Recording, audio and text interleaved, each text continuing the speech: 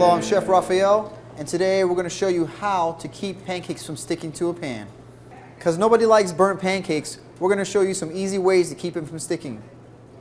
I set my pan here on medium heat. It's starting to get hot, and we're going to put about 3 or 4 pats of butter in here, which is kind of like half a stick.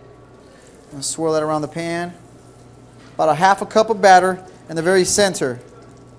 There's not much to do right now, but just sit here and watch your pancake get golden brown and buttery. And here pretty soon we'll be flipping it. These little bubbles that you see on the surface, that tell you that it's getting closer to being done.